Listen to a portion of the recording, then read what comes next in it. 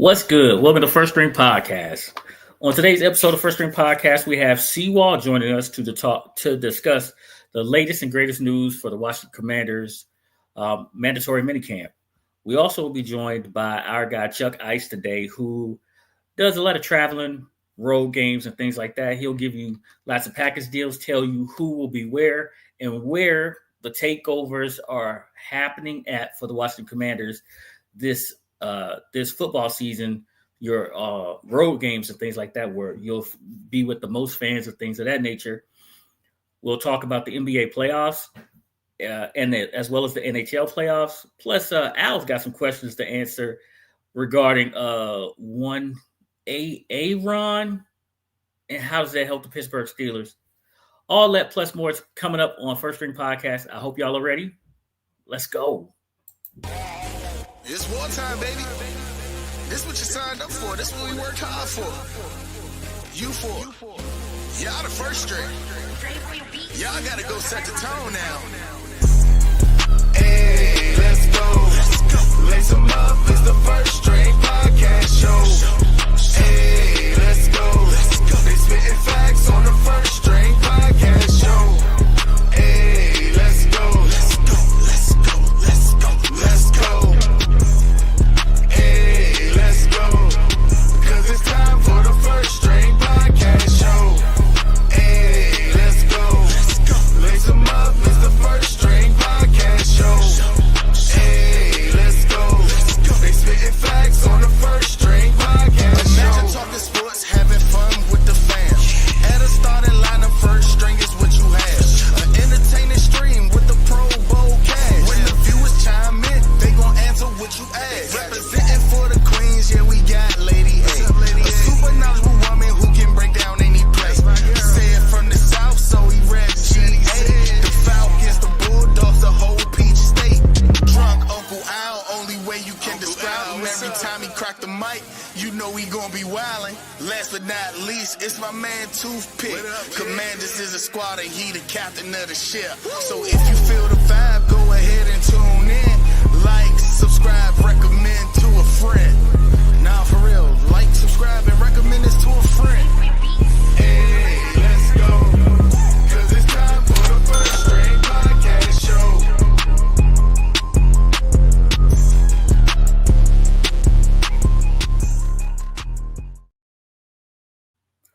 Welcome back to First String Podcast. Please do not forget to like, subscribe to First String Podcast. Hit the bell to enable alert for new content just like this. The most important part is that you guys tell a friend to tell a friend about First String Podcast. Of course, you know I am your host, Toothpick. Said will be coming in just a second. Al's running a little late, and Lady A is absolutely being fined because this is mandatory camp. That's how that goes. Mandatory means it's not voluntary anymore, so Lady A will absolutely be getting fined. We'll talk about Al's fine for running in late. Listen, mandatory camp for the Washington Commanders kicked off. I told you guys we have CWall joining us. She'll be joining us in about 15 minutes to give us the latest and greatest there. Chuck Ice will be joining us later in the show as well. But first things first, I want to talk to you guys about these NHL playoffs. The Florida Panthers are facing the Edmonton Oilers. And game one went to overtime. Game two went into like triple overtime or something of that nature. And game three just happened to be a blowout, 6-1. The Panthers won that game. Panthers are defending Stanley Cup champs. And do you guys think it will be a game 7? Will the Oilers bounce back and get themselves right to take this to game 7 as they did last year when they lost to the Florida Panthers? We'll talk a little NBA a little later. Say it bounced in and then jumped right back out. Okay, I can tell you who has not been fined, okay, and that's John. John, he says, I've arrived, and he said first. So Bruce Glasser absolutely being fined because we expect you to be the first person in the building, and you're not, so that's a fine for you. Cuzzo's in the building. He said, what's up, fam? Sounds like y'all got some contract disputes going on with Lady A. I'm just going to say it's an excused, unexcused absence, okay? So No contract problems here. Just an unexcused absence. Okay, then we'll just leave it at that. Sometimes you got to, make sure HR is doing their best to get here on time as well. Speaking of on time, Good evening.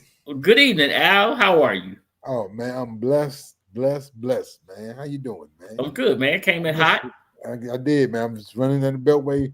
Beltway's a mess. It's hot, so everybody's driving slow and crazy. No, they trying to avoid them cameras. I get it. Maybe so, man. I don't know what they're trying to avoid, but I'm just trying to tell you, it's just extra hot outside and extra hot on the Beltway, man. But I'm here. Good to see you all, man. I guess I was a little upset I couldn't get with you all Saturday. Had a little graduation stuff going on with the kids and the family, man. Y'all had some interesting topics that I was unable to give my full commentary. Well, we saved one for you. We saved one for you. Say it, get in here, man. How you doing? Also, I need to talk to, and a couple other guys in there I need to talk to that had a couple comments that I need to address, but we'll get to that later. Man, say it. Come on, get in here, say it. Come on. This is crazy. If Florida having a hockey team is like Jamaica having a bobsled team. Sure, they playing good hockey though. They playing good hockey. They are. Listen, so the question really was, do you think Edmonton can get themselves back in order to get this thing to 7? They can't go down 3-1. I can tell you that much. I can't tell you what they can do. I'll tell you what they better not do. They better not go down 3-1 or it's history. It's a repeat for Florida. Yeah, it is a back-to-back championship for Florida. Said is all in with Vegas, but after that 6-1 drubbing, said I got to bring up old stuff. No, I'm talking about the Oilers. Can the Oilers get back in after that 6-1 drubbing? See, we got a lot of hate in the chat already too, man. You got that right. Well, you know what? I don't know, man. I'm a Gator hater. All things Florida. So I'm gonna need Edmonton to act like they're the Houston Oilers and put it together and come on back here and do some things. Oh, okay. So Garage Gym Life says every time I see Al, it reminds me I remember to pray for Jerry Jones to stay healthy and involved with the Cowboys. That sounds like a concerned citizen. Man, it sounds like his motives aren't genuine, Pick. So therefore, he's not praying for good health. He's paying for continued detriment from top. So that's not a genuine motive, man. Oh, man. He don't want this man to be old and prosperous. So we talked about Terry's contract, and you didn't have a chance to weigh in face to face, right? You did it, the keyboard warrior thing, right? Uh-huh. So I told you I had a conversation with CD Lamb. This is honest to goodness truth. Hearsay. This is not hearsay. This is absolutely I believe you, but in the court of law, that is hearsay.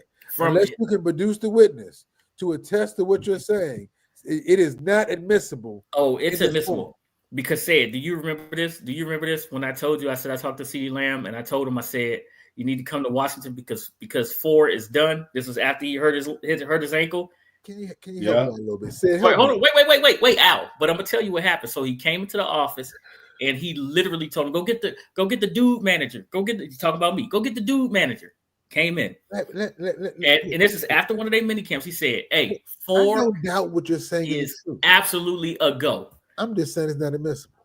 Therefore, I can't weigh that into my decision making. I'm just saying to you, at this point in time, I told him, don't sign, go to Washington. Play with Terry. He didn't listen to you, I see, and that's a good thing. He didn't, because he said, while you talking, I'm going to get Terry to come down here. It's a better situation for Terry. But no, that's not really true. He would never be Terry's number 2. Terry should be his number 2.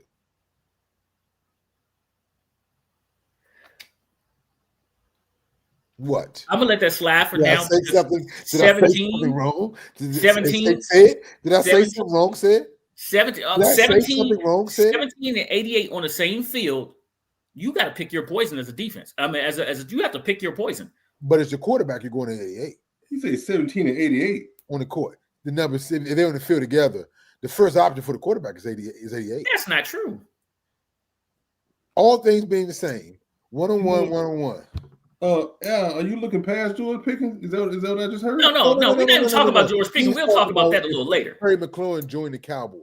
I'm telling him when he talked to CD Lamb, CD asked Terry to come. He says Terry can come to Dallas.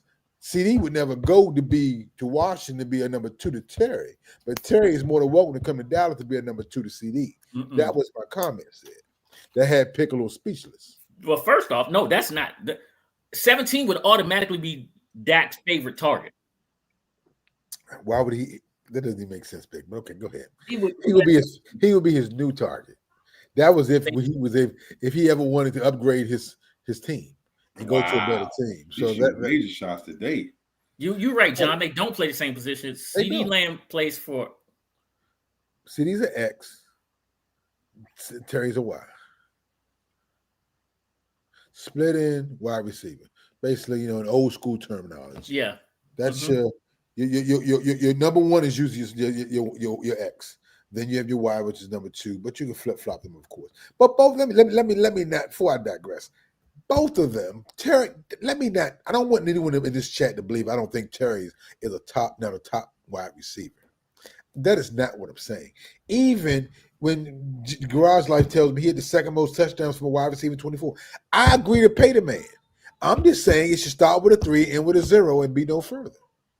Oh, come on. So you believe that? So should get Amon St. Brown money in that range. So Tyreek Hill, Terry and DK Metcalf in the same draft class. DK got 32. Terry should get 30. Wow. You don't even believe that disrespect. I do. Such hate. DK is a more of a home run hitter. And let me say this: Terry has put up better numbers last year than DK did. But I would love this. I don't have it at my disposal right now. But if you can look it up, maybe you can tell me. I know Lady A is on, and I hope she feels better. Get better, Lady A. I promise not to do too much to get fined tonight.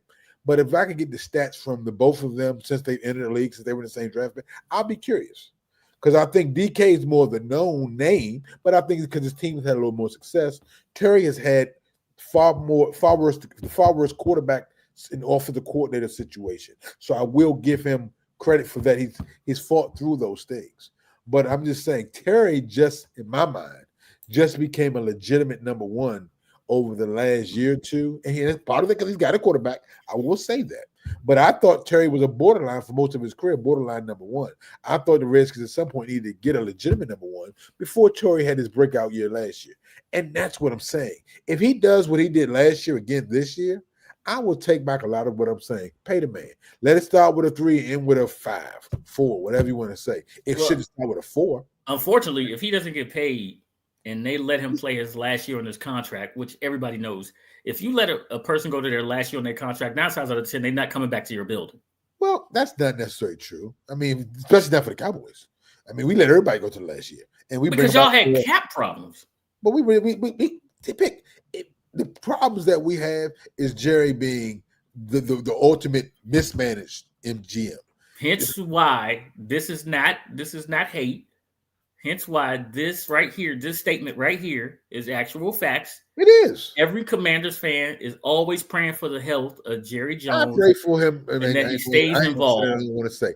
I don't have the same prayer. Let's say it that way. I wish the man could be committed and then somebody take over the team personally. But like I said, that would not detract from my affection for the star. For the star. Got it. Let's do this real quick. Please. Let's do this real quick. Let's go. You said Terry should start with a 3, end with a 0. I disagree with that. I think it should be start with a 3, end with a 3, 4, or 5. With the fourth year option, a team option. 3-year contract, 4th-year option. If you gonna give him a 3-year contract, that I might can understand a little bit better because everybody else is getting 5. Right. So now you're talking, if you want to give him 3 at 33, I might can live with that. But I need to see. I won't give it to him until that'll be a contract he'll sign during the year next year for me. He would not. I'll have to see a little bit more how everything goes progressing into. That part gets me out. I don't understand if you know that this man has been 1,000-yard receiver with the likes of Taylor Heineke's, with the likes of what's your boy that we sent out, Sam Howell, with the likes of he had Fitzmagic for a half of a quarter, and then like 7 different quarterbacks in that season, and he's been a 1,000-yard receiver. When you know you have quarterbacks saying, I'm just going to throw it up. Terry's down there somewhere. The only reason pick is because he's on the smallest side of receivers. Therefore, I got to protect. He's like 6 foot. That's smallish for receiver. 6'2", 6'3" is ideal now. Okay. I mean, I'm just saying he's on a small. He's a speed guy who's made his living before mostly in the slot and all else. But let me say this: he's a legitimate number one. He's not elite quite yet, but he's a legitimate number one. I got you. All right. Before CWall jumps in here real quick, let's talk a little bit about that too. But go ahead. Let's talk a little bit about this. Ron has signed with the Pittsburgh Steelers, and he reported yesterday for their mandatory minicamp, right? Yep. Mm-hmm. So, how are you feeling about Ron?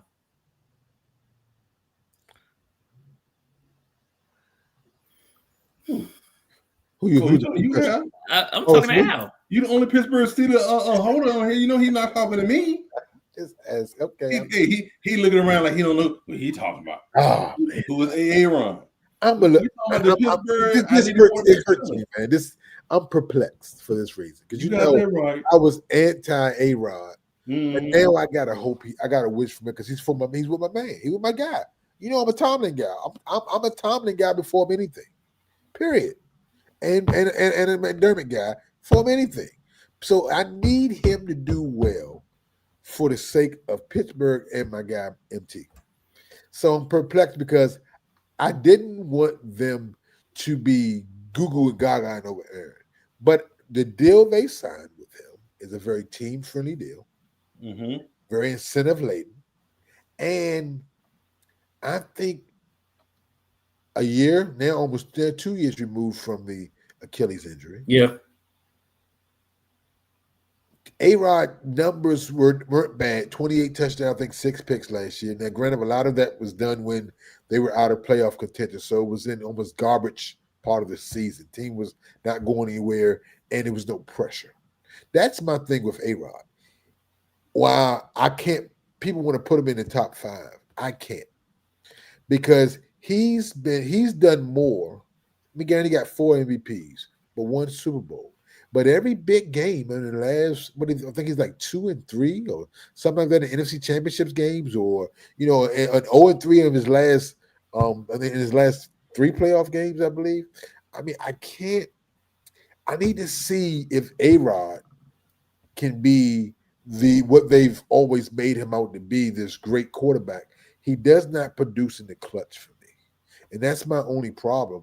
But I think he's in a good position. I like Pittsburgh. I think he's a strong coach, strong locker room, strong environment, a great defense, a good running game by committee. I think they need a few more weapons beside DK, but Pittsburgh never has a problem finding wide receivers. So I think that bodes well. And how is he going to merge? How is he going to merge with Arthur Smith's offense? That part right there is what has Sarah said. I mean, how is he? A-Rod will go rogue on you sometimes, and I don't know if that works with the run first mentality of Arthur Smith. But it does. If Rodgers will get in line, it's good for older quarterback in his career to have a strong running game, and he can still toss that pill. Now, the problem is everybody wants to compare A-Rod to Tom Brady, and that's where they should stop. Tom is the only guy who's defied time, came back, led the league in passing at almost 45 years old. Aaron Rodgers is not Tom Brady. Nope, not at all. They almost want to compare his career to Tom Brady. But you can't because there's a difference. You can't because there's a difference. Tom Brady would get into camp and he would come to camp to gel with his wide receivers. A-Rod doesn't want to come to camp. But even more so than that, Pitt. That's a problem right there. Tom was a better quarterback than Aaron Rodgers. Well, he may not have had a better arm than Aaron Rodgers, but he worked. But he was a better quarterback than Aaron because he worked at his craft. Exactly. He studied. Aaron worked at his craft, but Aaron isn't. The whole package doesn't present like Tom and Aaron Rodgers. I don't care what point of his career you look at. At no point of his career, just take away how pretty his passes is, how strong his arm is. He throws one of the prettiest balls you'll ever see. But total quarterback play, and that starts in and out of the locker room, Tom is a better quarterback. But this is in the age of trying to revive a 40-year-old quarterback career. Tom Brady has set the standard that everyone's trying to compare Aaron Rodgers to, and you can't. hoping that. And then on top of that, the number one wide receiver is gone. That's true too. That's true. The guy who scared most teams is no longer on the team. Well, that's because he wouldn't hesitate to grab. We'll get back to that here in a little bit. Now, listen, let's bring y'all in know, y'all know, we PG from the heart, right? Every day. PG County, stand up. So y'all know what time it is. It's time to bring in Miss CWall from Bowie TV. How are you, ma'am? Hello. Hi. Good evening. How to do? How are you? Good. Always good to see you. Always good to support you. Just can't stand the team you support, but that's. But we have this conversation I'm just here to do my job. I'm just here to do my job. You do it well. Hey, she sounded like she don't want to get a fine. That's okay. It sounded like she don't want to get a fine, but we are so glad to have you here. Voluntary portions of organized team activities are over. It's mandatory now. And we had some friends show up that hadn't showed up, and we had one stay away because of contract situations. Let's start off with Terry before we go too far with the latest news and notes on everything else. Terry did this a few years ago. Terry's agent did this a few years ago. So it was more of where it's voluntary because he had been there. Mm-hmm. And so it was like, okay, this looks like this is the same process from before. Definitely a similar approach. Of course, things are always better when Terry is present. I'm not going to act like it's not. You know what I mean? I mean, it's great. All things are good. Everything is, going, well. But things are just better when he's there, right? Because I think it's more comforting, I think, to everybody. While we locally didn't expect to see him, it was still like, would have been nice if Terry was here. Okay, right. Move on from it. How was the? I think there was one other person, Bobby Wagner, that wasn't there today. But other than that, it was like 100%. Right. Yes. Minus the two captains. Yep. Bobby will be back. Yes, he's good. All right. So Bobby was excused absence. Okay, great. So we have some new additions to the team, and Al has a question about a certain cornerback and a wide receiver that I'm sure that you can get to here in a minute. But let's talk up front because I'm gonna still say it's Thunder. Wow. Laramie Tunsil showed up. The big guys don't get the work like they do when they have pads on and things like that. But besides that, is he moving good? Does he look good? Footwork look fluent? Does it look like we have a left tackle? We got the mask. Oh wait, okay. I remember your question. What's Al's question? Or you? Did he bring the mask too? Is the only question I had. The mask. That's what it is. Yeah, I mean, hey, listen, the O-line, right? No one's wearing pads, everybody. So no one's wearing pads. But the O-line, I mean, they're putting in work. Each position group is putting in work. The speed is there. The overall confidence, the vibe is definitely there at practice because that's just how DQ rolls and that's how the staff rolls with him. So there's going to be high energy all the time. It's not a down moment. It's not a break moment, not unless they say, hey, go get some water. Okay, but it's still high energy. People are still around. But that was my first time seeing Laramie in person. And it wasn't quite the reaction I had when I saw one of the other new free agents in person for the first time. But it wasn't, I mean, he looks like an offensive lineman.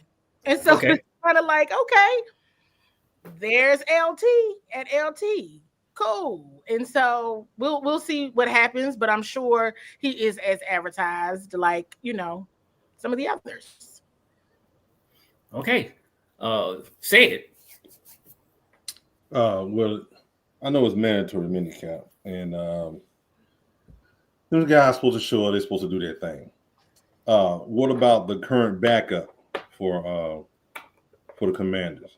What do y'all think about that? Because the backup's gonna get all the playing time until the season starts. Who are you talking about? Like the backups in general or quarterbacks? Yeah, the quarterback backup. So everybody's getting like it's interesting because it looks like almost everybody's getting almost equal number of reps, and then they're mixing people in together, right? And I'm sure that's why we're out there, right? Because they don't want, that's why we out there because they don't want to be like this one is at this and that one, and everybody with the ones, and this one with the twos. So I already know that strategy. Mm-hmm. We did it last year, so I'm seeing it again. And I'm like, oh, okay. But sometimes Dan Quinn may say that, like, hey, you might see this person that one, running with the twos or the threes, And so I think everybody's getting some good burn. Everybody's getting some good burn at the quarterback. You see everybody roll in there. Marcus Mariota, I had to, I will share this. We won't share everything anymore, but I will share this. I definitely made a joke with him based on something that Darrell Owens is a videographer, Bowie TV. Marcus made a couple good plays. He's made a couple good plays here in the last couple weeks. And he was like, don't forget that he is a Heisman Trophy winner now. Now he is a Heisman Trophy Stop winner. it, CWall. He's washed up. Stop it. I had to stop him and say, hey. Stop it, CWall. Really? Robert Griffin said that same Heisman Trophy when they couldn't throw the ball over the Washington defender in the end of the game to win the game. Whatever. Oh, I haven't forgot. Yeah, say it so firsthand. He's salty. Don't make me pull out. I got still pictures still. He's salty. He's still salty. But but they're doing well. Jaden is Jaden. Okay. So it's like they're just everybody is happy to be there. All right, come on, Al.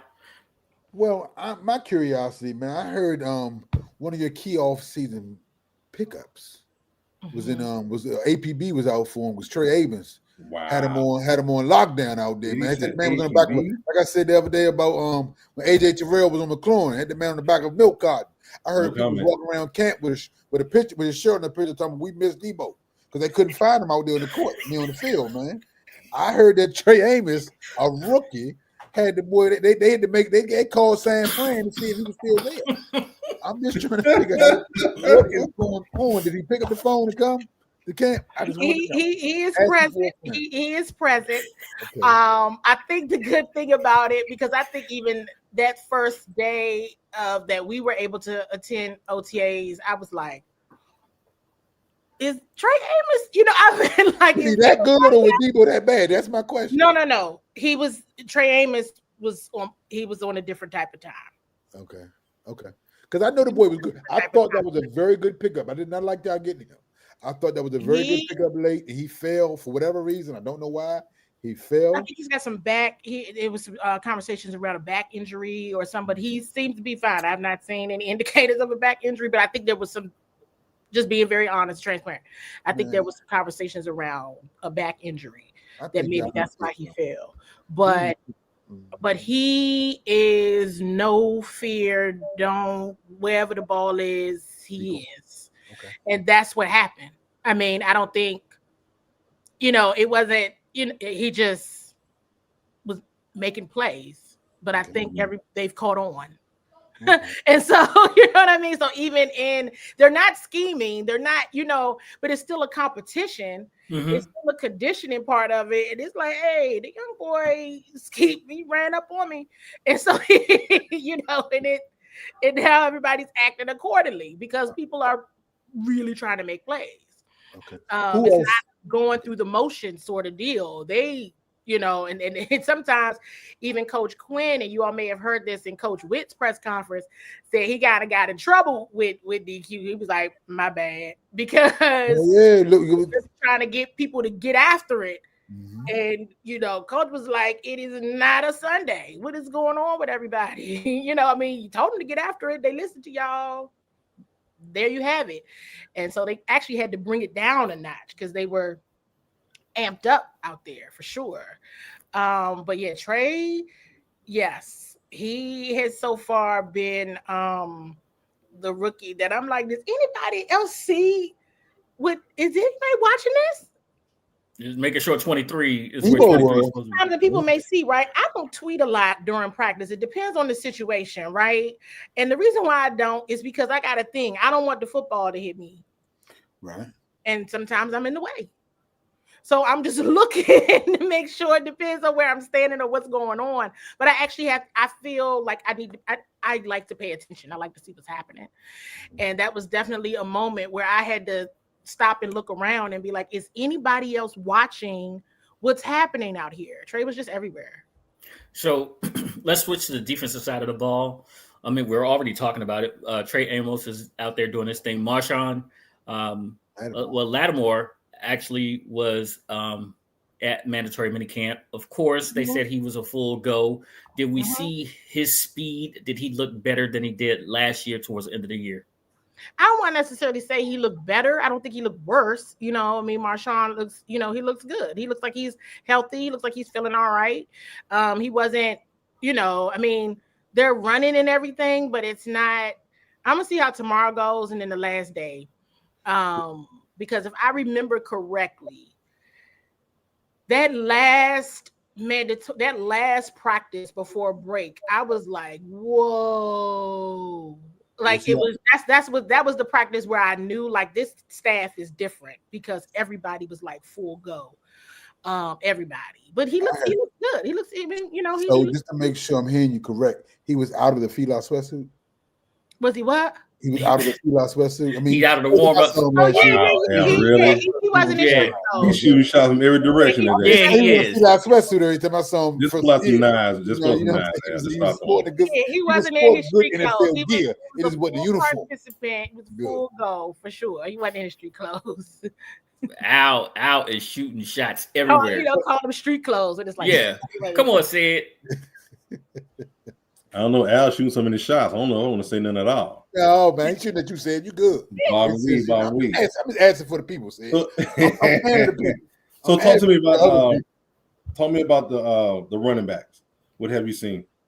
I did spend some time over with the running backs today, and I know there was some conversation around, is Ja'Cory Bill, is he, B. Rob's backup? What is he going to be? This, that, and the third. I'm like, and May Brown Robinson Jr. does not look like he's losing his spot to anyone.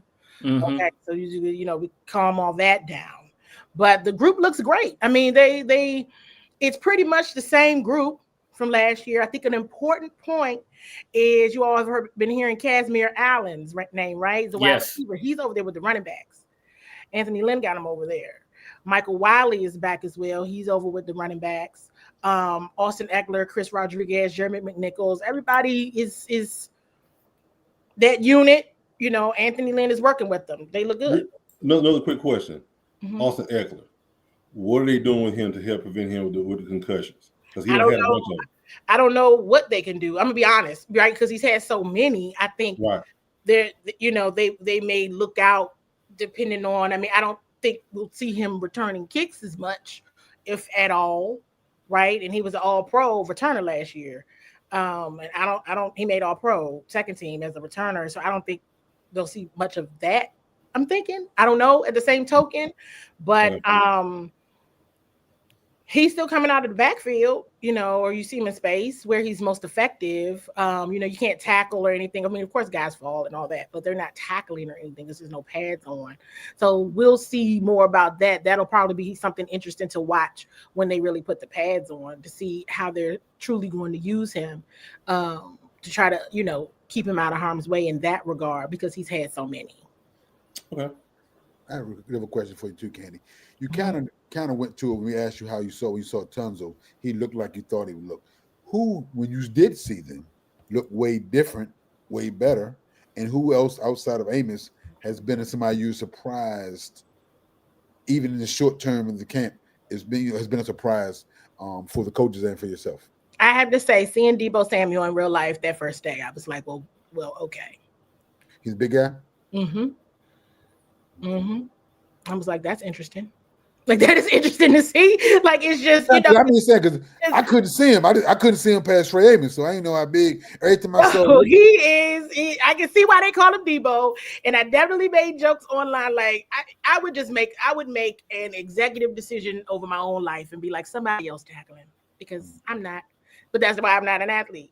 And that's why I talk about it, right? So Debo definitely was like, okay. I've seen some players where it's like they've gotten bigger, but they're getting leaner.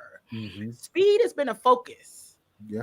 So I'm anxious to kind of get into what's the nutrition, like what y'all doing over here. Like what I really want to really get into, and I know Al use something like the ops, but I'm gonna stick to my job. He the ops. I'm gonna do what I need to do and be objective. I'm still kind of, it's not what's the identity. It's not that, because I think they've made a point in year one, and what folks saw and what some of the players who have come in, what they said they heard about them and what they saw, those that played against them last year and all that. I think that is true, right? In terms of the confidence, how they stick together, how they play to the very last second, how they just, their vibe, their swag, the confidence, all of that, that's there. But it's like, where is the focus? It was definitely, speed is for sure one. And then that's going to lead me to another player, and it's rookie Jalen Lane. That's what I was about to ask you about. Go ahead. He is fast. Yes, he is. How's his hands? Did he bring his hands? Yes. Okay. But I think they're working on that. I saw, because I remember you saying that. So I'm like, the jugs, definitely. He's a jug machine guy. If you get him on that jug machine, if he can fall in love with that jug machine, oh my gosh, he could be a problem. He's fast. Now that may be the returner. Okay. Because Coach Larry Izzo was really excited when they got him. So I'm like, he's only going to be that excited if he envisions him being a returner, because he smokes. He smokes. He's flying with the wind out there. It's a lot of guys.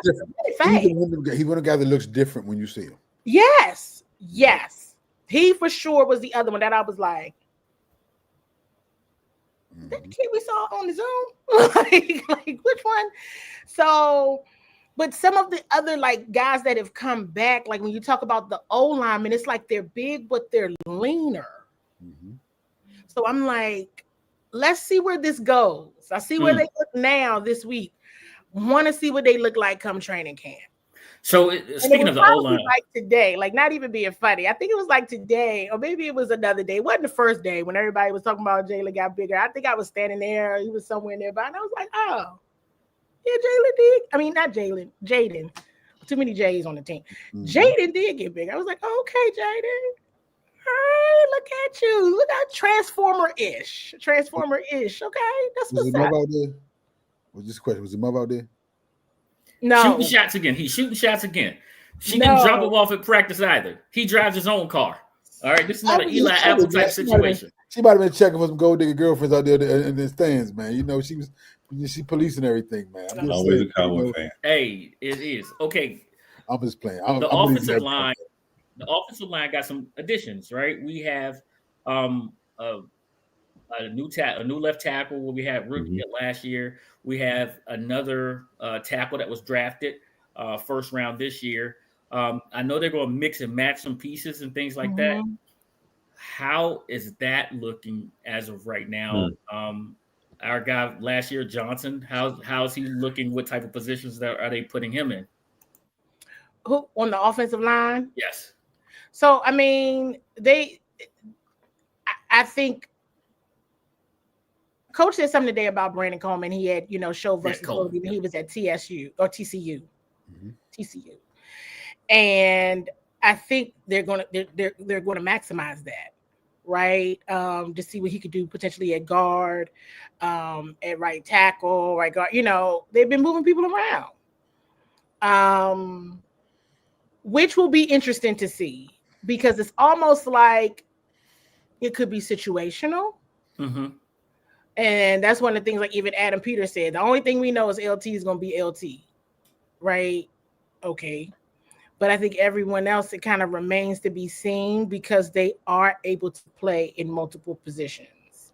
I mean, they're not talking about moving Tyler. I mean, he could, but I don't know. No, I don't think so at all. You know what I mean? Mm-hmm. But what I do think, though, is I think it's going to be situational. I think it's going to be where they're really, and that was definitely what Coach Quinn told us at the owners meeting, exactly what's here is that he's going to compete, at right tackle, which he may, but we've been seeing him at guard. So it just depends on the drill. And again, there's only but so much. Y'all are going to hear me say this a whole lot because I think I told you all this before. Like this is a take some advice from somebody who uses her own clues to do her job as best as she can. Okay. And I start studying what other media can see and what they don't see in practice. Why? Because you don't want to tell everything. Right. Now you might see some things. So if I say, oh, well, they ended up showing versatility and they ended up being situational where a couple of players did move. And we saw this happen last year. I don't know if people realized how much we saw it last year, but when O-linemen had to go out because they got injured, had to come back in, they definitely moved along that line. I think everybody was just watching the game and not necessarily paying attention that if they move people, even if it was play to play or situation to situation or game to game, it wouldn't be any different than what they did last year because they absolutely had to move people last year. Yep, what's up, Al? I have a question, Candy. Got spies out there, different places out there, Redskin Park. And they told me to expect a more up-tempo offense, emphasizing the running game, but more of an up-tempo offense from the offense this year. I know that it's OTA, so a lot of things are very vanilla.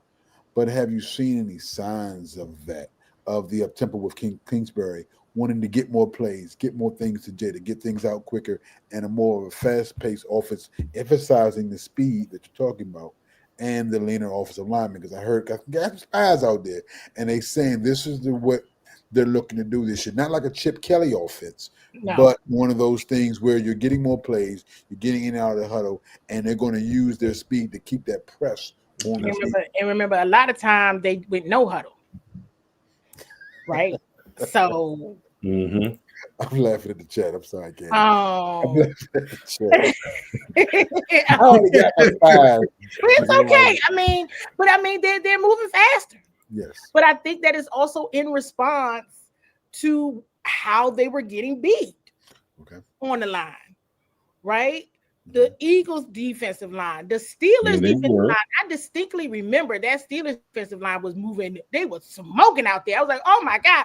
By the time I looked to the left, they were back there.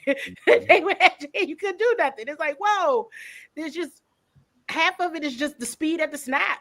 I mean, you got to beat your person, but how you gonna get a chance to beat them if they beat you? Because they back there, they on them. And I think that's exactly.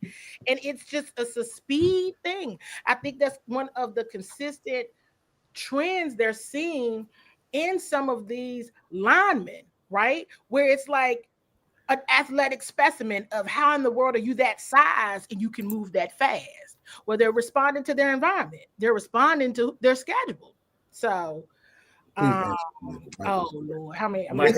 Please answer Michael's question because he's asked. I will say this. A question about Cosme. Cosme is hurt. He tore his ACL. He's in recovery. Okay, he's in recovery. So we. I will say this: the acquiring of Thompson is it may not have been a big deal for a lot of other people, but it was a big deal for me. Whether you like his antics or not, what he did pre-draft, the boy can block. Let's be real. Pass block, yes. He can. That's what they need. No, you're right. But no, that's what they need. That's what we don't want to see. We don't want them to be able to pass block. That's what we don't want to see. But I'm just going to say this, and maybe Candy can agree or disagree with me. I'm always leery on a team, a player, a left tackle, that is, when a team is willing to give up on a left tackle. You see in those situations, don't you need bode well either for the player that they send away or the team in certain ways. With Washington, when they got rid of Trent, they got rid of him way too soon. But he didn't want to come back. Well, the player have a choice. The players have choices now. I know that was at the end pick, but that was because of some handling they did with the surgical things, a lot of things well before that. We got to that point they didn't want to return. But it was signs that they were shopping him even before that because they thought his time had passed him. I'm just saying, I'm just leery on It's almost like when the Redskins got Donovan McNabb. It didn't make any sense. The city was going crazy like they got to start quarterback, and I'm like, Philadelphia got rid of him. There's a reason they got rid of him. But Houston, on the other hand, we know that they started doing a salary dump because they were up against I the cap. understand, but left tackle is not usually where you dump the salary at. When it's one of the biggest, when it's one of the biggest numbers that you have. The question is definitely it's for sure a question, and it was not it wasn't like CJ Stroud didn't get sacked a lot. Now I don't necessarily know. I think he got sacked 52 times or something like that last season. Yeah, it was in the 50s. It was quite a bit. It was a lot. So I don't, and Tunsil does have the penalty challenge. But part of it also was because he was holding the ball for too long. Yeah, well, that could have been that too. So it became, and why then you see an emphasis here on this speed thing, right? Because that's for everybody. Because that makes sense, right? Because if you look at the wide receivers lost by Houston during the year. He was literally playing with new wide receivers throughout the year, trying to get them up to speed. Remember the wide receiver he lost last year. He lost a lot. So he was waiting. He was almost waiting on them to get up to speed, which was killing the offensive line because not offensive line got to block that much longer. Now, don't get me wrong. But they had a strong one. I'm not saying that he's going to be the great offensive line fixer, but he's been a plug and play everywhere he's been. Absolutely, Pro Bowler. Well, yeah, I mean, yeah, and I think, and he does improve this line. I think that's the shot. He does. It is an improvement. Yes, but he's going to get. But once again, this is a division where the defensive line is very strong. Yeah, New York, Philly, of course, we've already mentioned the Cowboys. He's every week, 6 games out of the year, he's going to play a top tier defensive line, and I don't know if he faced that in his division coming out of the AFC South. But like I said, I'm just leery. What? Who's in the AFC South again? Who's in the AFC South? Tennessee. They got an okay D line. Indianapolis ain't got nobody on the D line. And who else? Yes, they do. And they got linebackers. They got draft picks. But what I'm saying is, in comparison to the defensive line that he'll see in the NFC East, being the big boy out of New York. And it'll be tough. It's a lot more. And Philly's defensive line, New York's defensive line are very stout. Yeah, you got Dex. You're right. Got big Dex over there in New York. And what's the you got Ojulari in New York as well. You got the new defensive lineman in New York. Yeah, you got 2, and it's Carter and the other boy opposite of him from Oregon. And then the Giants definitely get stronger on the defensive line. They absolutely got stronger, and there's a strong possibility the Commanders would not be starting the season with Sam Cosmi. Right. So that's another key piece that I don't think Commander fans are considering in terms of who goes where on the line. Right. Yeah. Right, because exactly to that point, Al, and that's keeping it, that's being objective as well. You lost a piece. You're not starting out the season with a piece, and the reality is simply this: the Commanders told you last year they care about seeding. Yes, they want home field advantage, and the only way you get that is if you win the division. Yep. That's it. So you have to plan accordingly. And some of these things are very much, I think a lot of people forget, Sam Cosmi tore his ACL. Yes. And had surgery in February. So he's in recovery. He's doing well. But a week 1 arrival is kind of like. No, and even when he comes back he might not be back to week 10 because he tore it so late in the season. That's what I'm saying. So it's like, when it's like, who gonna play here, who gonna play there? My suggestion would be, don't tell the ops, because then everybody's gonna know, because everybody knows that is Sam Cosmi plays his behind off. That is the deficit right there. That is a loss right there. We got a question. Not being able to start the season with him there. So that, that's. Do I still believe after today's press conference? That Brandon Coleman would compete with Wiley for the right tackle. Do you still believe that after today's press conference? Yes. Brandon Coleman.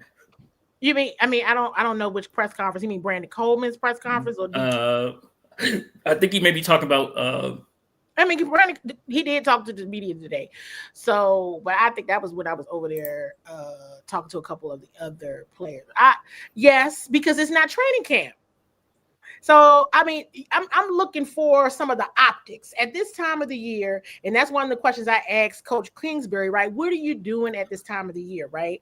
So guys who aren't new to the system, they're getting used to the system, right? There's rookies and vets that have come in, right, that don't know the system. So they're getting everybody acclimated to the system. And then a lot of it is just, still competing, competition, and all that, but they're not scheming anything. You know what I mean? Yep. So they're going to... Sam Cosmi is out. And I think that's a point that people are forgetting. Yes. Who is going to take that? Who's going to do that? Because I like the word that you use, take, not be Who given. Take it. Because you're doing all this on the left side. Everybody's talking about Tunsil, Connerly, Coleman. What's happening over here? Mm-hmm. Because don't get stronger on one side and then get weak on the other. And that third down play that they ran a lot last year always went to the right side as well. Absolutely.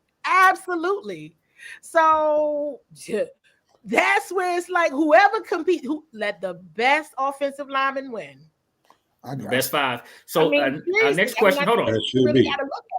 Let me throw that question back up there. Hold on. Let me throw that one question back up there real fast. The question was from Cuzzo here it says hold on down. I lost it. That's why. On the running back? Oh, yes. Here we go. Here it was. It was do you feel the line will impact the running game? If so, why do you feel, or who do you feel will benefit from it? B. Roberts or Eckler? Everybody. When your line is better, your running game gets better. True. That's just automatic. And when you have, if there's a situation where, every running back has different skill sets. So if it's a situation where it might be difficult to create, right, or make something happen, right? If your offensive line is getting beat or something, a better offensive line opens it up for someone that can just run hard and go and get it. So a better offensive line helps your run game overall. And I think all of them would benefit from it. Jaden, of course, included. But I think sometimes when we talk about offensive line and protecting the quarterback, that is the key piece of it. But then we don't think about how much it improves your run game as well. So I expect with a better offensive line that the run game should improve, barring any injury, because one of the things that Coach Lynn said last week is they're focusing on healthy. Keeping guys healthy, where does that start with, just overall recovery, conditioning, nutrition. So they're working all those angles, but it's going to improve for everybody when that offensive line is better, just my opinion. And I also want to give a shout out in a key kind of use your clues moment with that additional extended offensive lineman and a John Bates. Because you need a blocking tight end that's healthy. Ben Sennett still trying to understand what his role is going to be. You need blocking tight ends to help hold that line, to help get that ball down the field. And John Bates was critical in doing that in some key moments last year. He's another player that I don't think got enough recognition for the success that the offense had last season. Can we stay there for 1 second? That's why he got that money he did. Can we stay there for 1 second? That's this because I'll bounce on one of the questions in the chat as well. And a position that's near and dear to my heart, the running backs. One of the things I thought that was missing from you all was a home run hitter. Do we have that? Oh my God. Yo, no, I told y'all earlier. Al is a Commanders fan to his heart. You all, excuse me. I eat my tongue. I bit myself. Well, look at I'm sorry. Yeah, you're right, Sid. I'm sorry. I was through. Do you all have that? Oh my God, that was hilarious. Oh my God. Well, do you all have that? Or do you see signs of that in the young running backs that you all picked up? I think the improved offensive line will help that. But I'm gonna tell you where I saw it. I saw it in Austin Eckler. He was getting hurt so much, Oh, right? I'm I about to did. say, he got aspirin away from being gone. But that's what I'm saying. I saw it in him because he was having a tremendous season. He was doing when he was rocking before he got hurt. He was lit. I think the offensive line has to help that situation. But in terms of like, oh my goodness, all the time, again, it's against these defensive lines. I don't know. You know what I mean? And you don't want to try to like compare, a Saquon, a Bijan Robinson, even like a James Conner who come to my mind where it's just like, oh my God, or something like that. Or even a Jahmyr Gibbs, right? It can happen, but it definitely the line's got to hold. Yeah. I oftentimes look for if the line not holding, who can create. And I guess I'm curious to see one person in the chat said Bill is a home run hitter. That's the seventh rounder. That's the seventh Okay. rounder. That's what I said. The young kid from Florida, right? Was it Florida or somewhere? No, Arizona. I know he's a fast kid though. Fast kid. Oh, but absolutely. He can get he after just it. fast for no reason, or is he fast? I need to see some more. I need to see some more. That's what I need to see with the pads on. He's super fast. Let me be clear. He is. It's like these people. I'm like, what are they? But I guess that was an emphasis. They are that fast, and so that question though, I will get a better sense once the pads are on, probably mid camp. Okay. That I always they got joint practices with the Patriots and then with the Ravens. That always tells me last year when they did those joint practices, so it was one with the Jets, but what was so interesting is that joint practice with the Jets last year. I remember I was so worried about the offensive line based on that joint practice. I was ready to be like, do not let Jaden start. This is not going to go well. Right. But hey, it's a measuring stick. It lets you know where you are, and they absolutely improved. Obviously, you know what I mean. They look nothing like they did at the joint practices with the Jets and with the Dolphins. I could see a consistent improvement. So it's going to take till about mid, because even when training camp starts, they don't put the pads on until like day 3 or 4. Right. And so it's going to take about mid pads to really be like, okay, that's what we got here.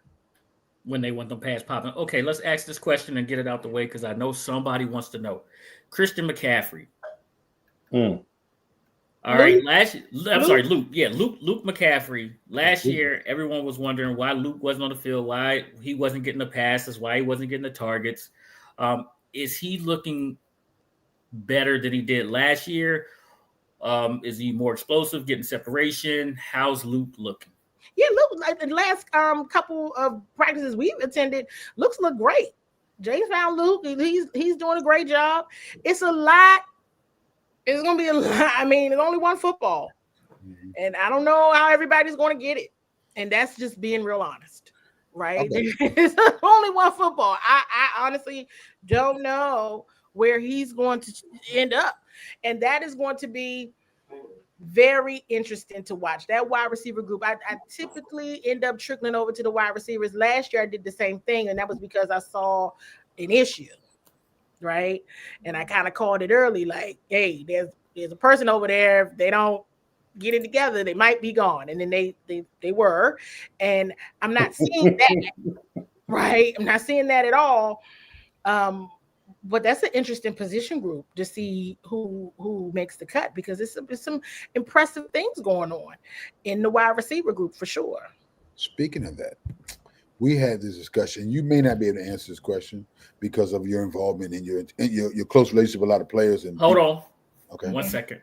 I'm sorry. Everybody got to say hi to Mama Waller. Hey, Mom. Everybody got to say hi. Yes. Yes. We appreciate you allowing your daughter to come on in here and school us on what the ins and outs. But like I said, you may not be able to answer this question. And I understand if you don't, because of the relationships you have with players. Do you feel that Terry will get signed before this season, or will it be something that'll happen during the season or potentially after the season? That's the debate we've been having. I feel that he will get signed before the season. And what do you think the number will start and end with, you think? I'm not that part. I don't know. I'm leaving. I said start with a 3, end with a 0, no more. Pick wants to go start with a 3, go to a 4. You know, we can have to mute Al. I'm so tired of him starting 3 and 0. He killing me. He killing me. It should be it should be. He's not top tier elite unless you do what you said. Vic. 3 years, I can live with that. The 5 years, no. 3 years with a team option for year 4. Pick. He's his 3rd contract. He might not. Those number of contracts that are going to keep coming are going to be limited. This is his time to get that big payday. So he's going to want 5 years. I'm going to promise you that. He's not getting 5. I don't think he should get 5 years. But if he gets 5, it has to start with a 3, end with a 0. It can't be starting with a 3, end with a 5 or 4, 5 or 6. Like you're saying, not 5 years. I don't know, man. You agree with me on that? Okay, so we got a question here, and I believe I already know the answer to this question. It is, are you traveling with the team out of the country when they go to Madrid? That's the plan. You know, I typically go everywhere. I typically go everywhere, so pick one of you, get in your suitcase. Listen, I got my passport ready. I'm just saying. Go everywhere. So that's the plan. Right. You know, and thought we didn't have to do this until next season, but it happened sooner. So yeah. And I think somebody asked, how many games do you think you all will win against the Dallas Cowboys this year? I think that's wow. I mean, you know, I said I gave you all a split when I did my season breakdown. I think Lady A did something similar to that. It's too early to do that. It's too early. I like to do the rosters are set. I like to do when the rosters are set. I mean, I look at it, right? I mean, people have asked me, how many games you think they'll win? Okay, I've said 10. Okay. But I've also said in order for them to win the division, they got to win 14. People are like, are you crazy? 14. No, I said 13. I said 13 to win the division. No, I said 13. Yeah. 12. The Eagles won 14 last year. I know. You think they get back 14? You think 14? That's all I'm saying. That seemed like the number. That's a lot of wins, Candy. It is. But that's what I think it's ridiculous. But I mean, but the Eagles did it. I mean, all I'm saying is that is, but I just feel like if you know you're gonna win the division, you're gonna win. You know, you're number 1 seed. 14 wins will get your number 1 seed. I mean, I think the Eagles was 2. So the Detroit Lions, Detroit, but that was it. That was they won 15 games, right? They won. They won 15. Yeah. So I mean, all I'm saying is this is the bar. That is a very high bar. I think they'll win 10. If they want to beat you, and they better be shooting for 14. I know that's insanity, but that's for any of them. I really think that's the bar. And because the Eagles won the division and then won the Super Bowl, like that's the bar. This is a great question here by John. It says, Candy, are they giving the media any guidance related to Hard Knocks, or will that be later in the season? It's probably much later. They're not coming to they ain't come to later. It's in season. It's in season Hard Knocks. So yeah. Man, we ain't talking about that now. We really be focused here. You know, and I think. First off, I want to say thank you for your time again. We love all the time that you give us. I know. Think about that 14. That 14 gotta be thinking, girl. But Philly did it. I know they did it, but I'm thinking just because of the out of division game, and we got the NFC.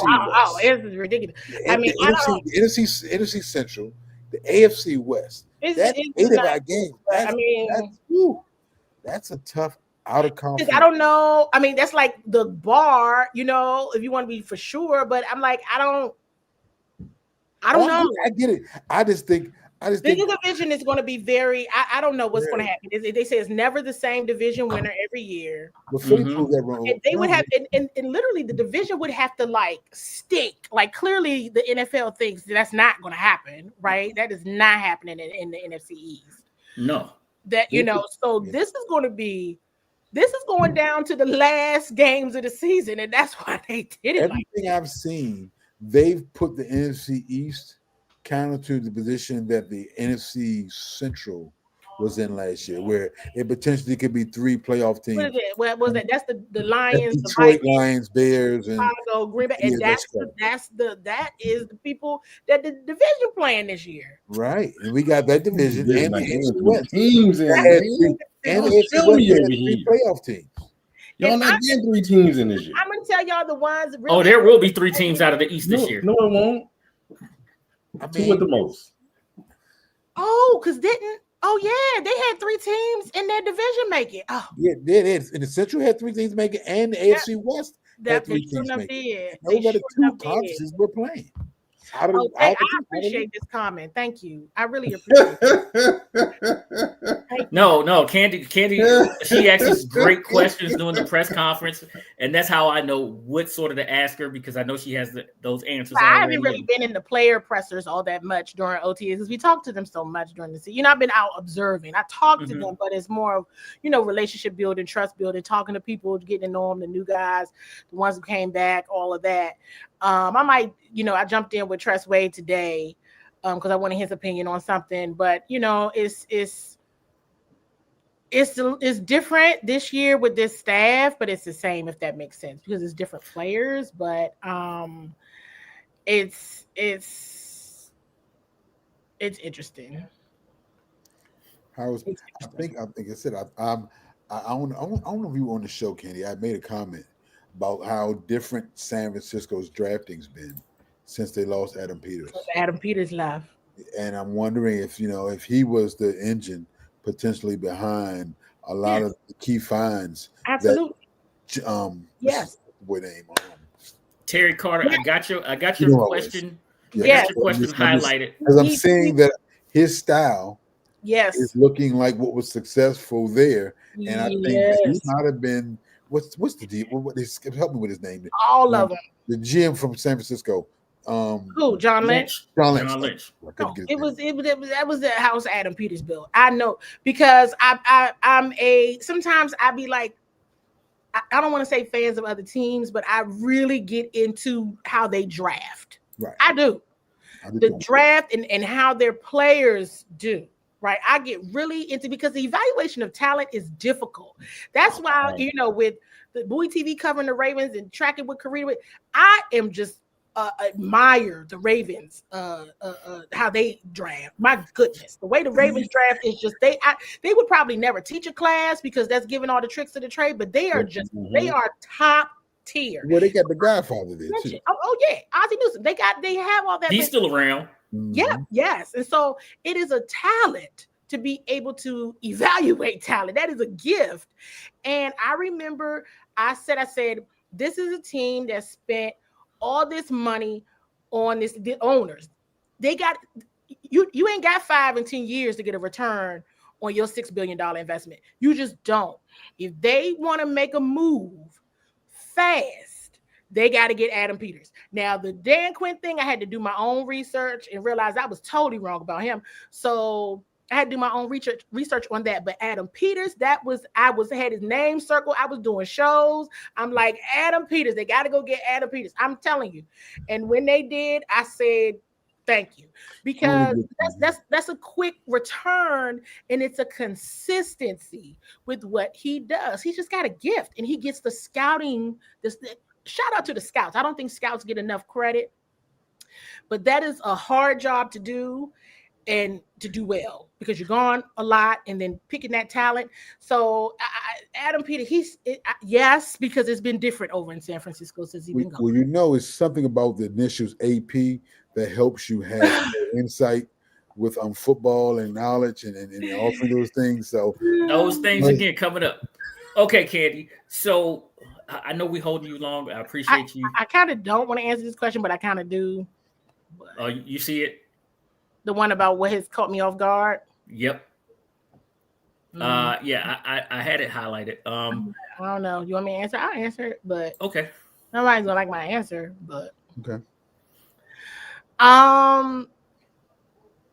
Terry not being there has caught me off guard. While I've seen it before, this isn't the same organization. So I wasn't expecting this. Does that make Yeah. sense? Yep. I wasn't either. I didn't. I understand business. I'm surprised like you are. I'm business. surprised like you are, Kenny. I am. I get business, but I can see that stance then. Now that Don't you're doing, see it in context now. that's my problem with it. It's different. A lot of things are different. I've stated that. It kills your momentum. So I didn't expect it. Not with this staff. I did not expect it. Yeah, Now, that's what I've stated also. Because you thought he would be signed, or you're just surprised because of the character of the type of character got it. I would have thought the deal would have got done. So I'm not sure. I have no insight, literally none. When I act like I do, on what the issue is, what the number is, what was not liked on what with either side. I have no idea. I just thought it would have been done. Yeah, I got your question here, Terry Carter. I got it up right now, but I'm gonna ask another question because we sort of dealt with this one a little earlier. Yeah, and so it's he. I mean, Brandon been over there to left guard, but I'm still like, well, who?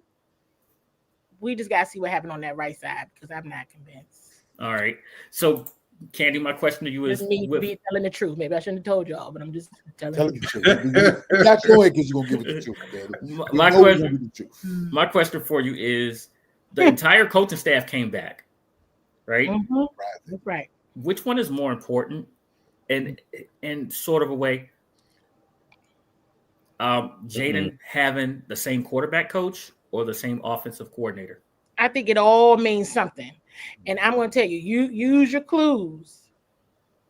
The Kansas City Chiefs pulled something like this when Patrick Mahomes was on his rookie deal. They largely they keep their coaching staffs together. And I want to be very clear about something. These people had other job offers and decided to stay. Yeah, I can believe that. So yeah, they did. They had other job offers, multiple, and they decided to stay. It's something to be said, and I think that's the reason why I go back to Terry not being there did catch me off guard.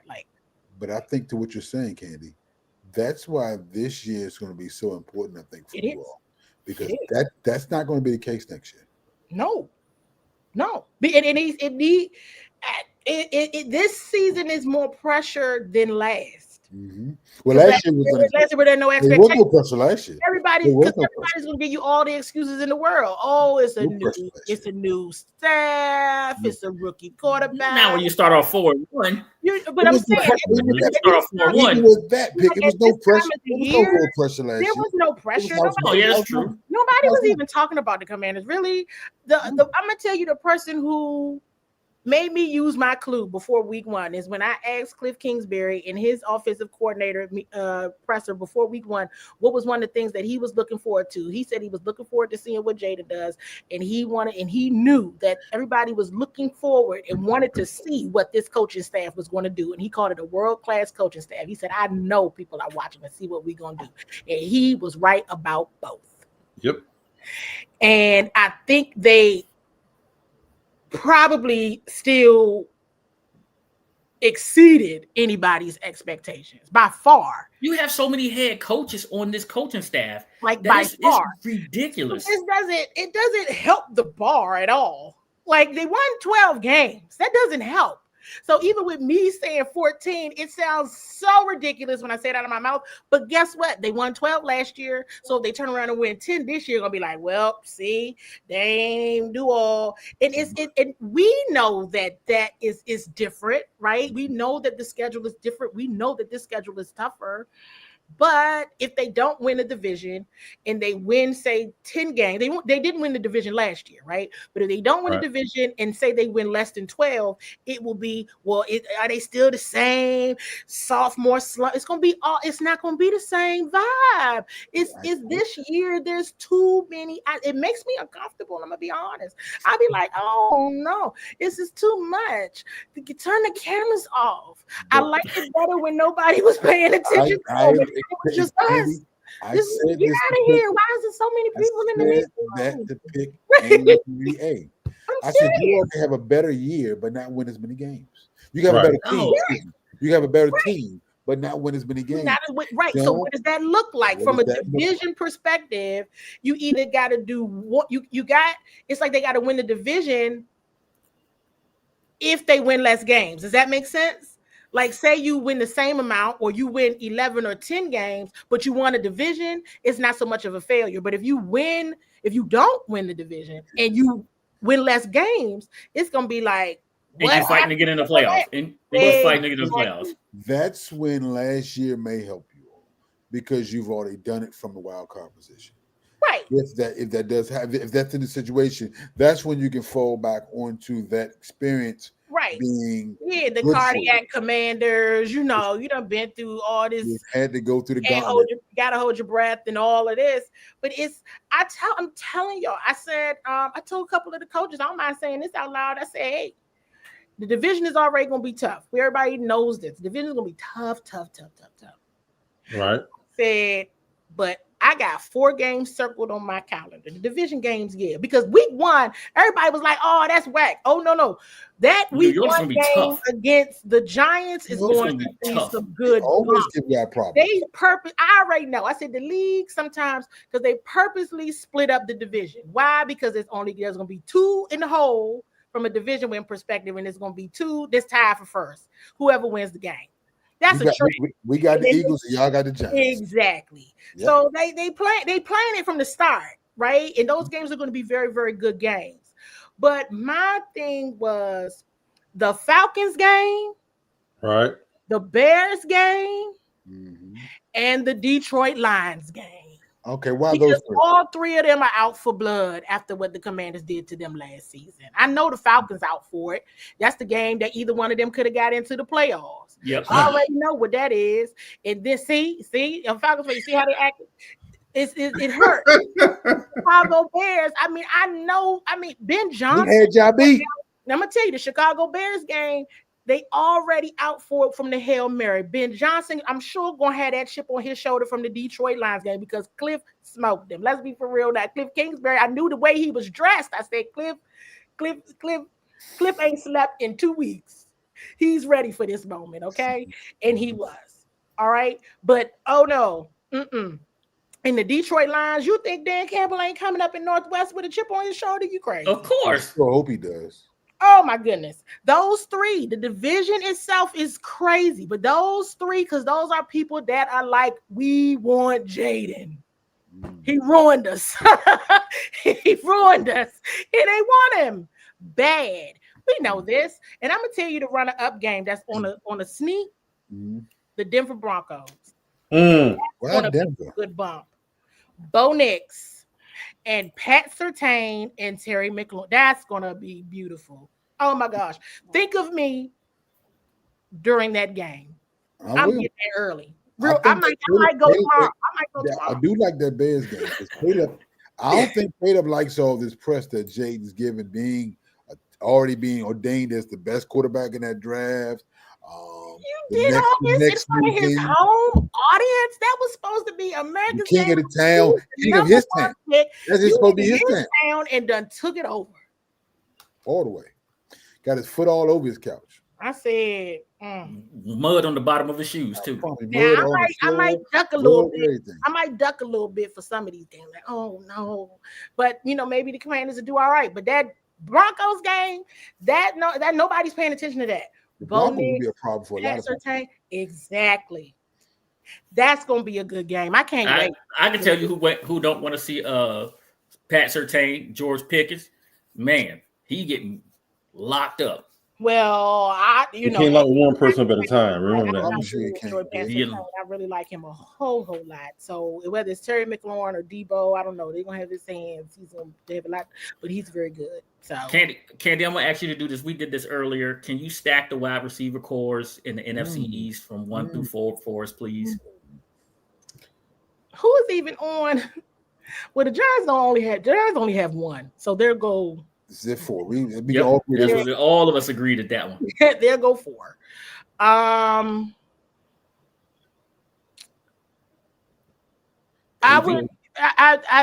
the Eagles got to be 3, and then I would give the Cowboys 2 and the Commanders 1 right now. I really would. Debo and McLaurin 1.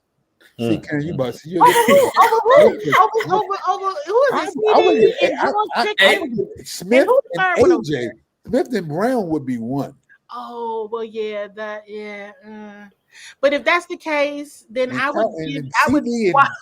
CD and Pickens number 2. Well, you don't even know if Pickett's going to be suspended for his antics You on don't know the if field. Debo gonna play. Well, you such a He can't even hater. He can't even get open right now. You know, they still waiting to see if he got off the plane for San Francisco because Amos is out there. He ain't caught a I pass. could be biased right now.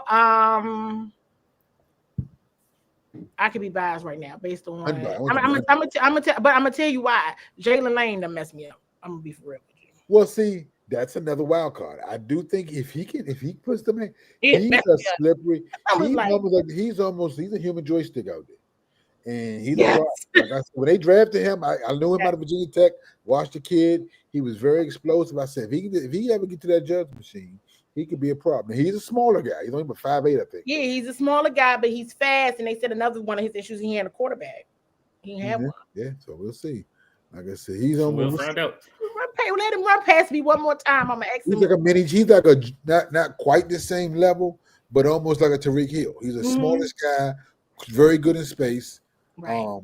Who definitely excel in the special teams. I think in the beginning, Yeah. and may work himself into being that number 2 wide receiver because Right. I don't think Debo gonna be what y'all think he's going. Poor McCaffrey. He ain't gonna never get on the field. Well, I mean, but I think but to that point, right? With Debo, I think one of the what am I trying to say? One of the advantages and one of the good things for him is he's not the only one. Right? There's not as much as reliance on him as it was with, when he was in San Fran. You do have to share the ball here. I got Lane being like y'all's Turpin, like our version of Turpin. Yes, Turpin because is amazing, I am a bro. huge Kevontae Turpin fan. I really like Kevontae Turpin now above anybody else on the Dallas Cowboys team. Now it just annoys my life that he's a Dallas Cowboy.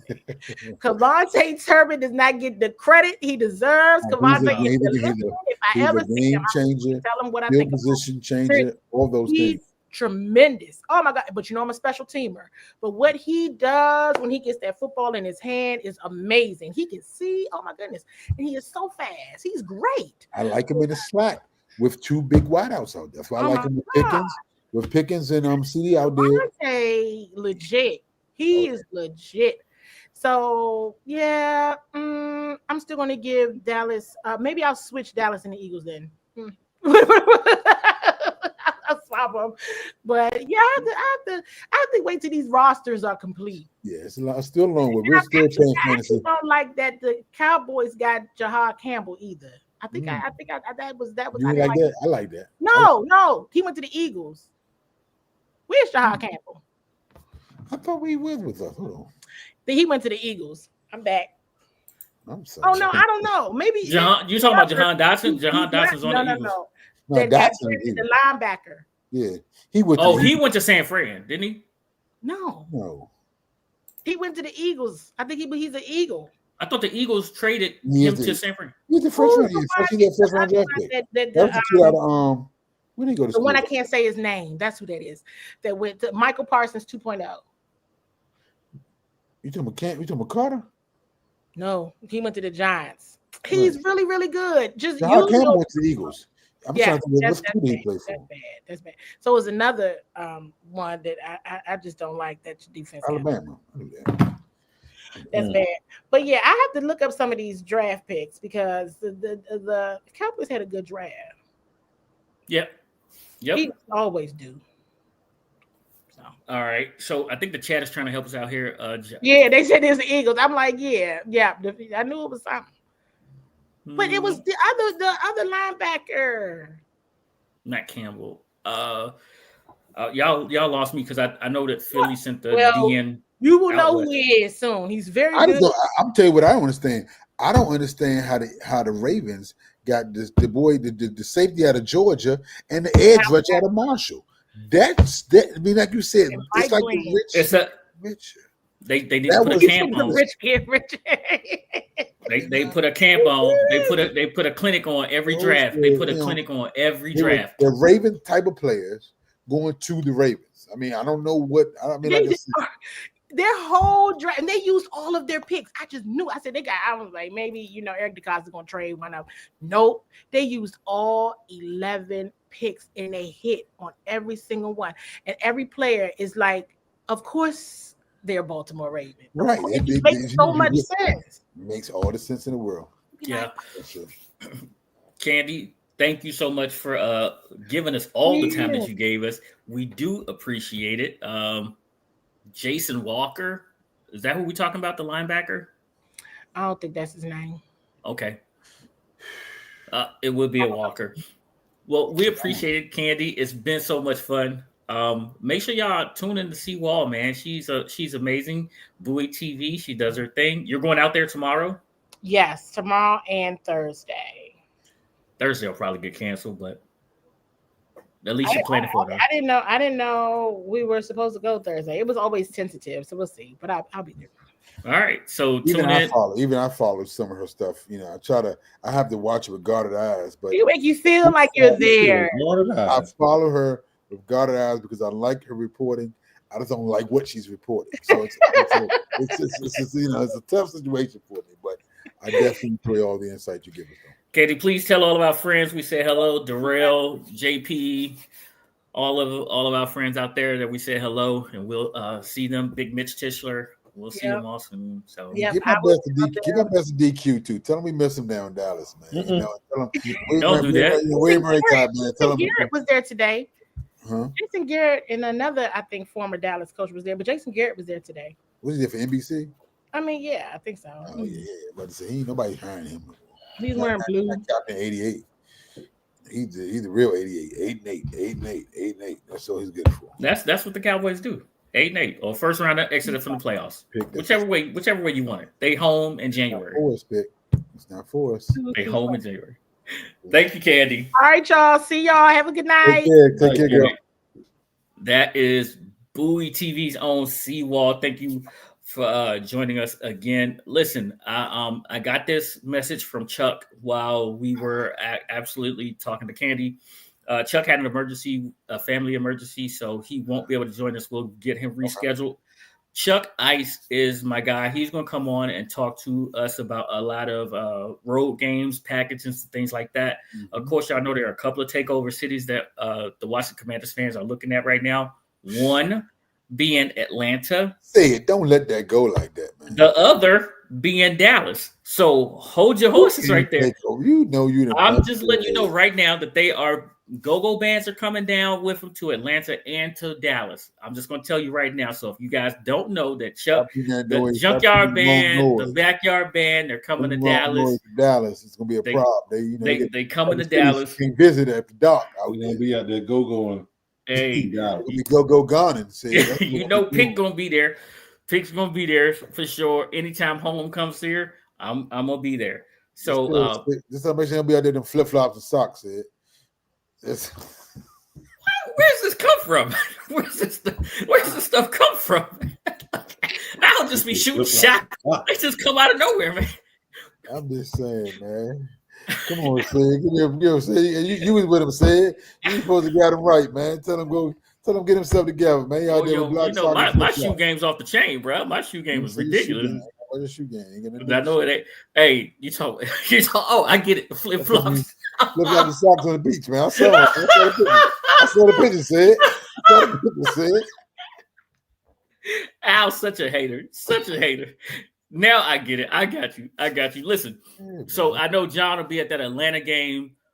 It'll be a lot of hometown flavor coming that way.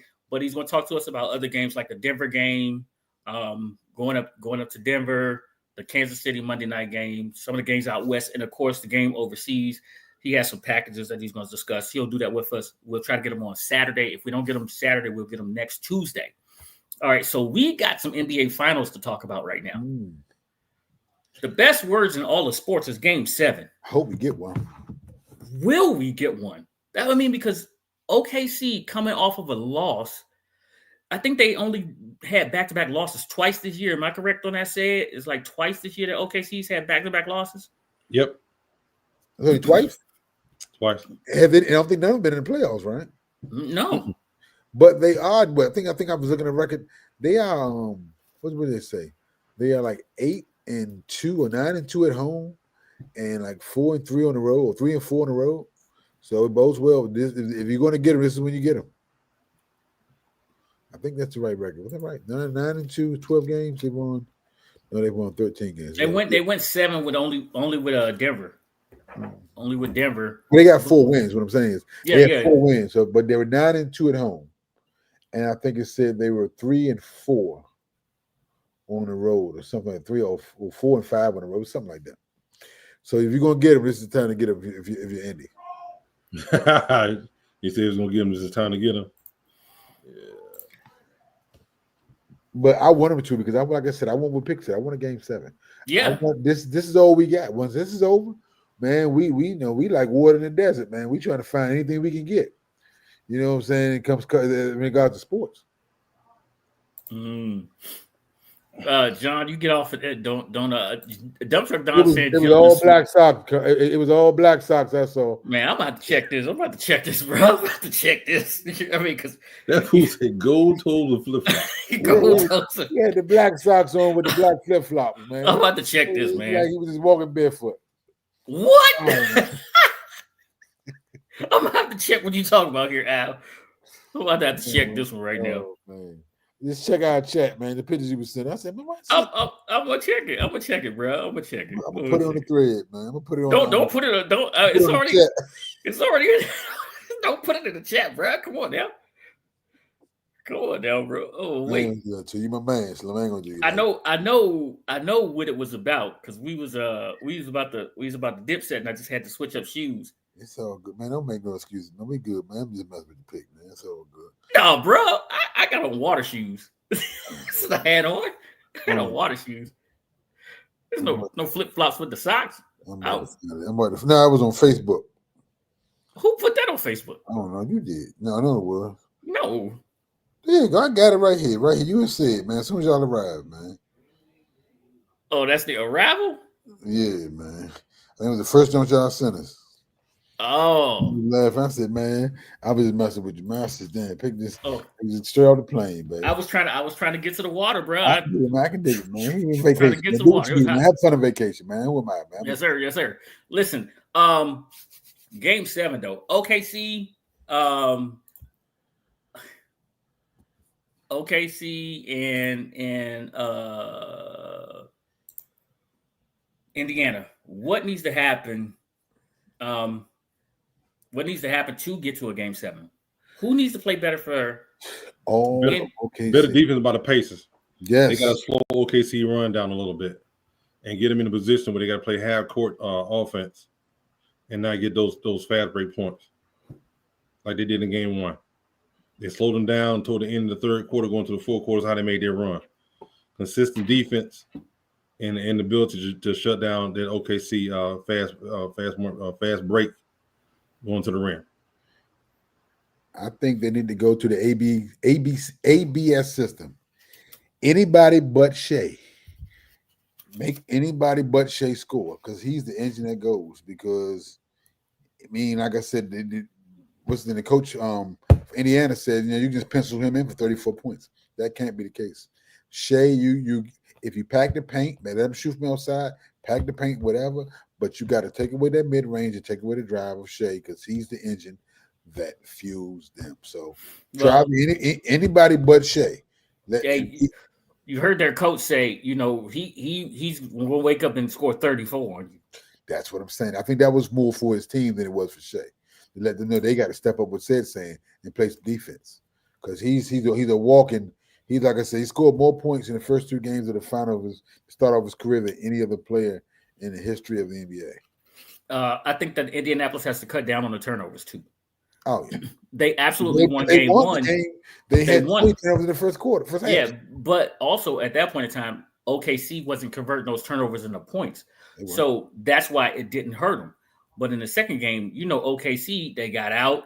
They're going to make you turn that ball over. You're going to be a little reckless with it. You have to you have to make every position count. And that's how you get them down to the half court sets and things like that. Said we got a question here from John, and I think you had answered this maybe a week ago. Said you got a leaking oil coming, so maybe we get a leaking oil next week. No, we can't hear you, Sid. Bro, not next week. 17. The 17th. It's my birthday. Oh shoot, we got birthdays coming up. We do got. Yeah, it is. We are in the month of June. We got birthdays coming up. Okay, Sid. Yeah. Sid. We got birthdays coming up, so it's almost time. Yeah, you coming up too? Had you pick? August 31st, baby. Are you off? You August? I don't know why I thought you were before mine. Okay. August 31st. Lady A's comes up. She's in July, right? Late June, early July, somewhere around there. Okay. Late June, early July. Yeah. So we got them birthdays coming up. So Sid kicks us off this year. Sid be turning a whole whopping how old Sid? Yeah, good answer. I'll be turning 45.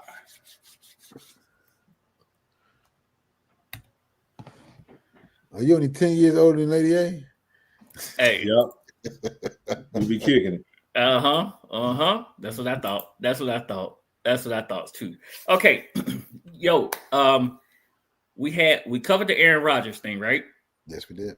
We covered Aaron Rodgers, we covered the NHL, we covered the NBA. One more thing that we need to talk about. And I hit on it just a little bit earlier too, but I'm really serious about it this time. Okay. All right. So I put it into the chat earlier where you say Jerry Jones said y'all was a little soft. The Cowboys was a little bit soft this year. Right? And he said, Jerry ain't going to hesitate to throw one of them gangsters out there. Only thing soft is Jerry's shoes. He can't wear high bottom. Well, y'all did go out and get George Pickens. And we've seen George Pickens, antics on the field, and Cam Newton pointed this out. He said, off the field, model citizen. But on the field, straight dog. Who should be worried? You want to win. My question is, who should be worried more? Dak Prescott or CeeDee Lamb? Worried about what do you mean? He want to win, man. What should you say worried about what? Worried about how he acts or how he performs? Yes, I think he's going to be a model citizen because this is a contract year for him. So that part I'm not super worried about. My thing is if the offense would be my main concern is two things. Will the offense show the balance we need to truly be a good team? I don't want to be a stat team where we have, like I said, Dak can lead the league in yards and touchdowns, but we're struggling to be 500. I don't want that. I think we need to have offensive balance. We have to run the ball, control the line of scrimmage. I think we have a good young offensive line. And the other thing is we got to keep the best thing about Dallas right now is no one's talking about us for real. No, they talking about y'all. I mean, not like usually in the past. They was talking about y'all team building was Greek dancing today. But usually we're talking about who. We ain't talking about Mike's contract. We ain't, like I said, even though he hasn't, He signed. He ain't signed yet. Mike hasn't signed yet. Mike's contract is about almost done. It may be ain't done yet. But we're not talking about it. I'm saying, any other year, it's the noise, the chaos, it's the confusion. That's why I'm not really. I'd rather us go after. I'm not interested in going after Jalen Ramsey. I thought about Jair Alexander because he got released today because we do need help at the cornerback position, but I don't want another noisy cornerback that's a personality that in the locker room that could cause chaos. And that's what I think Jalen Ramsey will be for us. I can't say I think he's still a good player, but I don't think he fits in our locker room. Jair Alexander, he had an issue with the coaching staff, but he's a young kid. He wants his money. I wouldn't mind us looking into that, but for the right price, because he did only play 7 games last year. But like I said, those are things. But I like the fact that no one's really talking. There's not a lot of noise coming out of Dallas, a lot of chaos, because Jerry likes the headlines. You know that.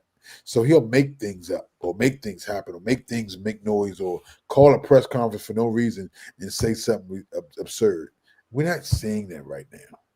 And I don't know if it's because he wants to keep the pressure and the eyes off a new head coach, a new situation.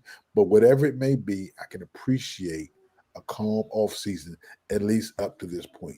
Let the guys gel. Let the kids get in there and develop. Let the offensive coach and the coaches and the staff and the whole staff gel and develop a rapport with the players. I can appreciate that without the nonsense, without the chaos, without all the eyes. So thank you to that part. That's what a good thing about Dallas. All right, and said for you, the Atlanta Falcons still are holding on to Kirk Cousins. Yep. You know they're going to take that crazy cap hit, but the best situation for them would be to keep Kirk Cousins or send Kirk Cousins somewhere else. They ain't got no choice. And where would you send nowhere else unless the other team is willing to take some of that cap hit? So they stuck with it. They signed him to the contract. I'm surprised I ain't tried to send him to the Saints, even though that's in their division.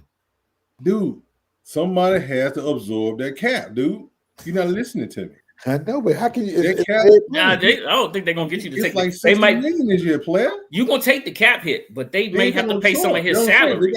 They can take his salary in a way to where the other team will absorb some of it, not all of it. They could take the salary, but y'all take the hit.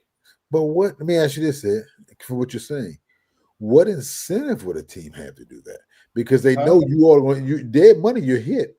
Why what incentive other than unless we have a quarterback that goes down and we have a team that we think we can win with? What incentive would we be to relieve you all of some of that money? Because you all not going to play. You might as well hold him until the end of the year. You can get rid of him at the end of the year. Okay, I'm just saying. I have to get rid. Yeah, the cap is what's going to be murder. It is going to be murder, and that's on them. They should have been trying to figure it out because they always flexible somewhere. They can move a little cap this way, a little dead money this way. A little trying to move something here, But no, they ain't trying to do none of that because nobody wants to take that money owed to Kirk Cousins. But let me ask you this, Kurt. Kurt. Go ahead, man. Yeah, Kurt. Let me ask you this. Sid. Why not get rid of him? Eat that money. You got a rookie quarterback on a rookie deal for the next 4 years. Yep. Where you can absorb. Get it out of the way now. Go ahead and bite that bullet. You got it. They did that with Matt Ryan. It was no fun. But I'm saying, Sid, you're only pushing the can down the line. It's not like it ain't like the more you keep on the roster, the more money it costs you in the years to come. At the end of the year, when they get rid of him, that dead cap it was like $13 million. How much? In the year, it's only 13? Yeah, it goes down like 60% at the end of the year. Okay. Well, so that's why they said. What is it this year? About 35, 40, ain't it? 60. Oh, 60. Okay, that was good money. I'll look it up again to make sure, but I believe it's 60. Kirk Cousins will be traded. A quarterback will get hurt. Miami, Jacksonville, or Indy. Indy. That's the situation. I said that boy just got hurt. He got shoulder issues. Yeah, the shoulder specialist. That's the situation. And again, I told y'all that kid should have stayed in college one more year. And I told you they should have never drafted that bum. Should have won in the first round. He was a tight end playing quarterback. It was Logan Thomas without the starts. You should never drafted that kid. Not to play quarterback. Not to play quarterback. He's a running back. All right, listen. That's our show for the day. We will be back on Saturday. We may have Chuck Ice on Saturday. I'm gonna work that out after this right here. If we don't have Chuck Ice, I'll be reaching out to one of our other podcast friends to be our guest on this up and coming Saturday. We'll have more Commanders talk, more Cowboys talk. We'll talk a little bit of Eagles and New York Giants as well. Sayed will give us a rundown on what's going down with the Atlanta Falcons on Saturday and their mandatory minicamp and how Michael Penix is looking. And if Kurt's been traded or not. Yeah. You're not playing. He's not playing. I can tell you that now. No, for real. I already read it. He's not playing. We know he's not playing. We know that. Oh, no, he's not playing. Yeah. Oh, I looked it up, Al. Kirk Cousins' dead cap is $75 million. It drops down to 35 at the end of the year. Yeah, go ahead and get rid of it. Go ahead and eat that now while you playing that rookie quarterback, dog. Get rid of that now. That's just and hope they're gonna get rid of him at the end of the year. They're gonna get rid of him at the end of the year. He's not a bad place to look, man. I don't care what nobody say. The one person that wins in free agent every year is Kirk Cousins. Every bit, still winning. Every year, he sit on the bench for guaranteed money. I just like to live off the interest of the money he's made. Hey, my man said, "Don't drop me. I'm worth $35 million." Somebody can deal with that next year. But this year, 75. It was 50 million last year. Jeez. Now I'm sorry, it was 90 million last year. 90 million in dead cap. 75 million dead cap this year. Next year is 35, and the year after is 12. So What did yeah, he at the sign end of the for? year, 3 years. 3 years with 130. 100 something million. No, it and he was- signed it it, was 100 4 was years. guaranteed. It was 4 years, 100 million guaranteed. and he signed it quickly. Why wouldn't he? I think he signed that thing at 12:01. Man, it must be. I don't blame him. I would have signed it too. Must be my birthday. Guaranteed 100 million. Heard or not? Hey, you talk about starting from the bottom, boy. Can an E sign? But I'm here. Now, here, listen. All right, Sid, you ready? For sure. All right. Shouts out to hold on. Please do not forget to like and subscribe to First String Podcast. Hit that bell to enable alert for new content just like this. Make sure you tell a friend about First String Podcast, man. We got all the latest news and notes. Plus, we got a bunch of special friends that drop in and give us nuggets, just like we had today. So thank you, CWall, for the time that you gave us and all the questions that you answered. This is the place to get your questions answered by those in the know when you want to know. So shouts out to my son, United States Air Force. First String Podcast, second to none. Come get some. Tell him, say it. What dogs? Raise hell. How about it? No. It's wartime, baby. This what you signed up for. This what we worked hard for. You for. Y'all the first string. Y'all gotta go set the tone now. Hey, let's go. Lace 'em up. It's the First String Podcast show. Hey, let's go. They spitting facts on the First String Podcast show. Hey, let's go. Let's go. Hey, let's go. 'Cause it's time for the First String Podcast show. Hey, let's go. Lace 'em up. It's the First String Podcast show. Hey, let's go. They spitting facts on the First String Podcast show. Imagine talking sports, having fun with the fam. At a starting lineup, First String is what you have. An entertaining stream with the Pro Bowl cast. When the viewers chime in, they gon' answer what you ask. Representing for the Queens, yeah, we got Lady A. A super knowledgeable woman who can break down any play. Say it from the South, so he read GA. The Falcons, the Bulldogs, the whole Peach State. Drunk Uncle Al, only way you can describe him. Every time he crack the mic, you know he gon' be wildin'. Last but not least, it's my man Toothpick.